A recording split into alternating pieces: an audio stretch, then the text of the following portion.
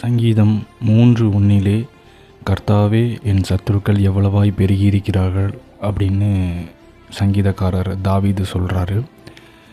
So தாவீது ஒரு ராஜாவாக இருந்தாலுமே அவருடைய வாழ்க்கையில் எத்தனையோ சத்துருக்கள் அவரை சுற்றி நின்று அவரை கலங்கடிச்சாங்க. ஆனாலும் தாவீது அவருடைய வாழ்க்கையில் அவருடைய விசுவாசத்தையும் அவருடைய நம்பிக்கையும் கர்த்தர் மேலே வச்சதுனால அவர் எல்லா சத்துருக்களையும் மேற்கொண்டு அவர் அந்த நாட்டையே ஆளக்கூடிய ஒரு இடத்துல அவர் சிறப்பாக இருந்தார்.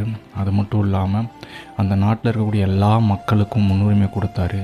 ஸோ நம்மளும் அவரை மாதிரி நம்மளுடைய வாழ்க்கையை எவ்வளவோ சத்துரு போராட்டத்தையும் எத்தனையோ எதிரிகள் நம்மளை அழிக்கணும்னு நினைக்கும்போது அந்த இடத்துல நம்ம தைரியமாக தாங்கி நிற்கும்போது கர்த்தர் நமக்காக வருவார், கர்த்தர் நமக்காக யுத்தம் செய்வார் அப்படின்னு நம்ம நம்பும்போது நமக்கு அந்த ஒரு பலனை கர்த்தர் நிச்சயம் நமக்கு கொடுப்பார், நமக்காக இறங்குவார், நமக்காக யுத்தம் செய்வார். ஸோ இந்த நாளில் இந்த வார்த்தையை கேட்கக்கூடிய மக்கள் ஏதோ ஒரு கலக்கத்தில் வருத்தத்தில் இருந்தாலும் நிச்சயம் நம்புங்க, உங்களுக்காக கர்த்தர் நிச்சயம் வருவார். உங்களுடைய கஷ்டங்களை, உங்களுடைய கவலைகளை, உங்களுடைய எதிரிகளை, சத்துருக்களெல்லாம் நிர்மூலமாக்கி போட்டு உங்களுடைய தொழிலில், உங்களுடைய வீடுகளில் இருக்கக்கூடிய பிரச்சனைகளை எல்லா விதத்துலையும் கர்த்தர் உங்களுக்காக நிச்சயம் உங்களுக்கு இறங்குவார். ஆமேன்.